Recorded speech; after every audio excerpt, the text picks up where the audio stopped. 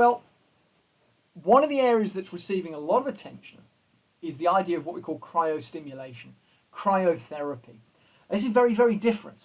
So cryostimulation, as you can see in this image here, involves exposing a part or the whole of the body to extreme cold. And we're talking here minus 60 to minus 195 degrees. And it's to promote the notion of analgesia. So analgesia is when we get very, very low temperatures. And it directly then affects the central nervous system. And what it does is if you get this significant cooling on the central nervous system, it reduces muscle tension. Now you think, hold on, how does that work? Well, if the muscle is less tense, it uses less energy. If it's less tense, you're able to promote recovery processes. So there's a real logic to this as a process.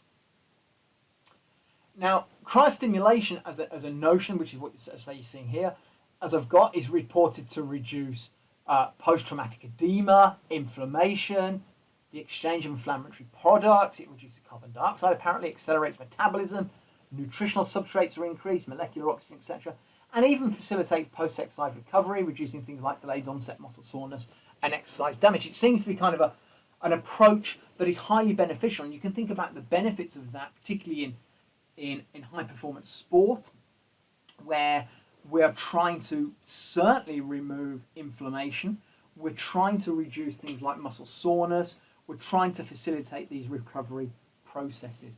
And this would be not just that you know, it's not saying you do this instead of active recovery, you go from active recovery and then you go into cryostimulation. Now, when we cause cooling on the body, remember what we're doing is we're exposing somebody to those really extremely low temperatures, really low temperatures. Not surprisingly, one of the big effects is you get vasoconstriction.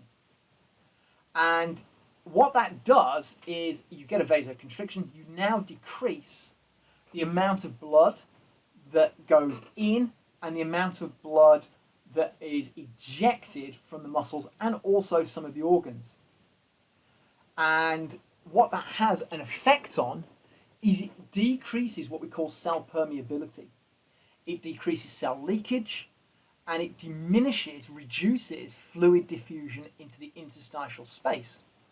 And so what that does is you start to reduce edema. And when you get, we often talk about after exercise, particularly in contact sports like we have here in American football, we get quite significant edema and inflammatory based responses.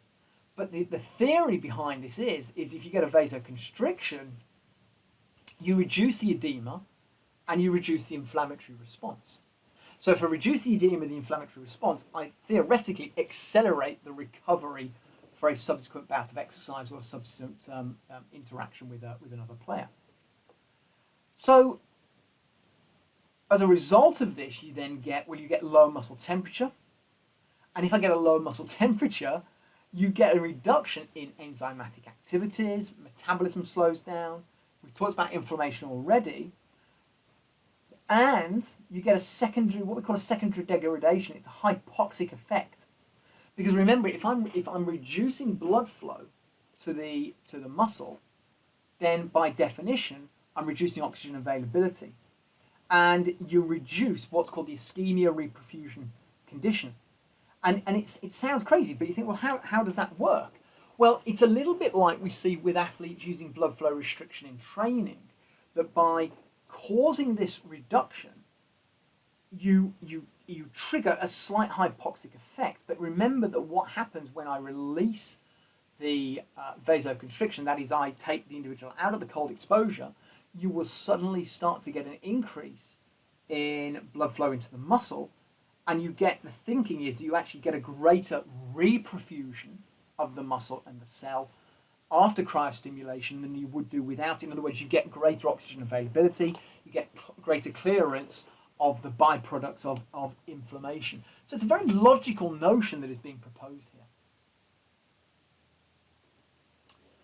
And if we stick with our kind of vasoconstriction a little bit, the evidence is actually quite compelling here.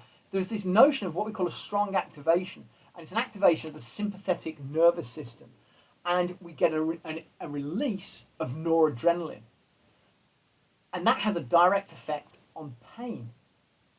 And so what we see is we get a reduction in symptoms of pain with whole body cryostimulation. And it's simply not because the pain has gone away, it's because you've in essence masked the pain. Now you have to ask yourself about, is that a genuine regeneration process? Is that actually something that you think, well, is that safe? And that's something to think a little bit about, that it is absolutely like a masking agent rather than necessarily that pain really going away. Coupled with that, you get a reduction in the conduction velocity of the sensory nerve fibers and what we call the slow conducting C fibers. And so the net result is we get kind of an overall slowing down in nerve velocity, all because of a reduction in the temperature. And that relates then to what we were talking about in terms of muscle tension, and it also is then linked to that kind of sensation of pain that we've been suggesting on this slide here. So the question then is, well, does it actually work?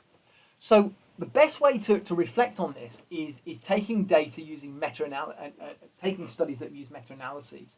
And so this is data where they've looked at DOMS, delayed onset muscle soreness, 24 hours post 24 hours post cryostimulation. And so what they're doing, each study has got its effect size. They're using HSG here for the effect size. And so what we can see is that in almost all cases, it would appear to favour cooling. In other words, that the cryostimulation, cryotherapy, seems to be beneficial. However, it's just worth bearing in mind that the actual effect size, in terms of the overall effect size, is only medium. So it's not a large effect across all of these studies. And that's worth noting. It's not saying that it's not effective, it's just saying that it's not a large effect. And so you have to think about, well, actually, how beneficial is that to an athlete, the amount of time and also the amount of expense that has to be invested in this. But that's just for DOMS. Here, we've got lactate, and again, this is 24 hours post. So this isn't the immediate effect. Remember, it's the recovery, and we're using the cryostimulation in essence to facilitate the recovery process. And again, what we see here is there is really no effect in terms of lactate 24 hours post-exercise. It favours cooling, but barely favours cooling. So it doesn't seem to be as beneficial on lactate as one would anticipate. And the same with creatine kinase. So remember, creatine kinase is the enzyme that drives the phosphocreatine reaction. But actually, again, there is a trivial effect, overall effect, for creatine kinase. So it does seem to suggest that cryostimulation has a very limited effect on the regeneration process, particularly in some of these key elements which are in relation to power and force generation. So you have to think about that quite carefully, and you have to make the decision yourself as to whether you think cryostimulation then is appropriate. There's clearly a logic to it. And a lot of people argue, well, there's not a lot of information. There's a lot of information. We're using meta-analysis data kind of here to support our argument. Is there any benefit, an argument saying, well, actually, it's just really good in terms of speeding up the process? Well, there's no evidence to suggest that it does, because they're comparing it to control. So there's no evidence to suggest, apart from the restoration of, the reduction in delayed onset muscle soreness, there's no real evidence to suggest that the cryostimulation is better than not using cryostimulation. So you do have to kind of reflect on that a little bit.